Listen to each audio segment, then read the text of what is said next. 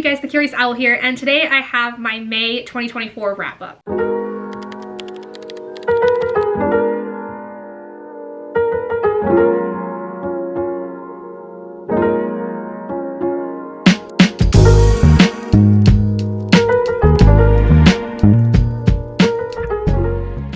So May was not my most productive month in terms of reading. I had some pretty big struggles with finding the time to read a lot, but I did manage to complete 4 books, which a couple of them were carryovers from April, so I'm pretty happy with that. But I guess without further ado, let's just get into the stats for the month. But pages wise, I completed a total of 2,686 pages and 0 minutes worth of audiobooks. All 4 of the books I read were physical books, so no ebooks, no audiobooks.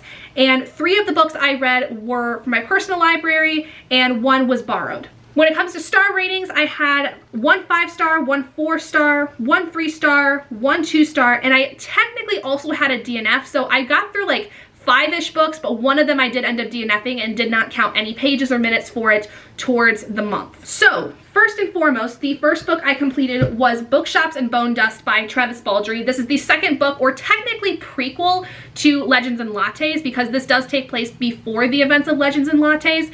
And I will say I was a little bit more disappointed in this one. I didn't enjoy it as much as I loved Legends and Lattes, but it was still really good.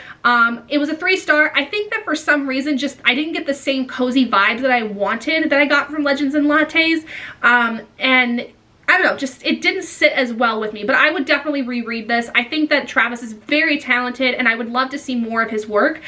This just didn't hit the same way for me as Legends and Lattes did. The next book I completed was Stars in Your Eyes by Kacen Callender. This is a young adult contemporary following 2 young men who are actors. One is more of an up-and-coming actor. He's started getting a lot of notoriety, and he is paired up in a romance film, a male-male romance film, with this notoriously bad boy actor. The guy everyone seems to love to hate or hate to love, you know, whatever the case is for you. But when Maddie starts to get to know Logan a little bit more, he starts to kind of see more than the shell that Logan kind of has put around himself. There is a lot of talk about sexual abuse in this book. I think for those of you that were maybe triggered by the Quiet on Set documentary that came out, this is a book that's going to be very heavy and it's going to be very triggering for a lot of you.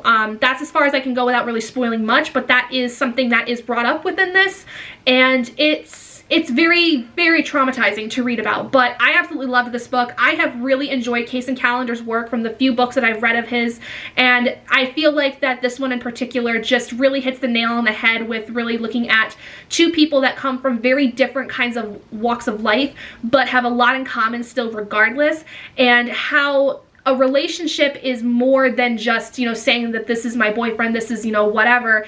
There's a lot that goes into building a relationship, especially with someone that has a lot of trauma and has a lot of things that they still have not really processed and things that they have not really looked into. This is definitely someone that I would highly recommend, especially as a trans author and for any kind of male-male romance, because Felix Ever After gave me the same feelings that this one did, and I think I'm gonna love anything Kacen writes, to be completely honest. So 5 out of 5 stars.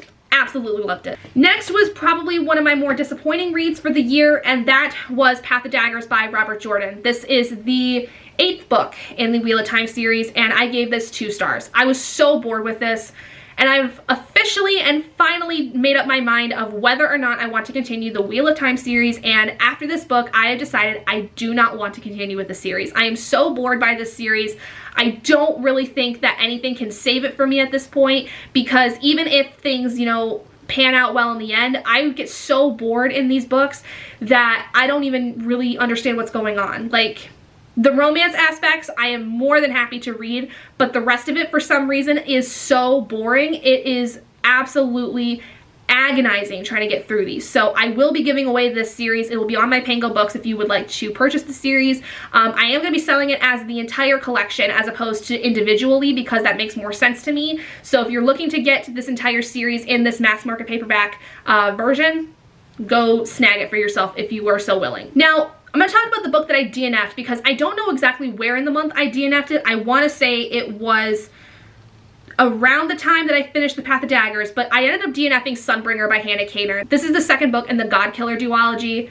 Again, so bored with this. I did not really care for God Killer. I gave it a 3-star when I read it back in March, I think, and this one didn't really hold my interest. I got so bored of it very quickly, and I think I got through like 30% of it before I decided to finally just give it up, because I didn't know what was happening. I didn't really care about the characters anymore. I kind of gave up on all of it by the time I went to finish Godkiller, so I just didn't really like it, but I hope whoever ended up reading it really enjoyed it. I know there's a lot of people that like this series. I'm just not one of them, unfortunately. I didn't care about the characters. I didn't care about the world, really. I didn't really feel like I understood much of what was going on, and I just got really, really bored. So it is what it is. And finally, the last book I ended up reading was A Fate Inked in Blood by Danielle L. Jensen. This, I was actually really surprised with how much I enjoyed this. So I gave this a 4 to 5 stars. And if any of you know me, you know that Norse mythology is something I am obsessed with. And this is a book based in kind of an idea of Norse mythology, where we have our main character, Freya, who is basically being sold off to this kingly character named Snorri, who essentially, they find out that she has this really important, powerful aspect about her. Like, she's literally the child of a god, of a goddess. And apparently there was this prophecy that was brought up where when Snorri finds this young woman that was prophesied to be the shield maiden, she will bring him into power and he will basically rule all of the land. And she ends up first meeting his stepson, I think it is, or don't really remember what the relationship was between them. Honestly, I don't think I fully understood that. Like, there's a lot of things about this that I feel like I kind of lost track of here and there, but overall it was really good. It was really atmospheric. I loved the fight scenes, and this is a character where she's pretty weak to start off, and she is trying her hardest though. Like, it's not one of those like, oh, woe is me, everybody save me kind of thing. It's like, no, I'm seriously not strong enough to do this, but I'm gonna try my damnedest, because if I don't, I'm gonna die. Like I said, 4 to 5 stars, mostly because I think I lost track of things here and there, but if I would have paid a little bit better attention to this, I probably would have rated it closer to a 5. But this also wasn't perfect for me. I think there was a lot of issues I had with the relationship in general that there is between the two characters that are in this romantic entanglement, basically.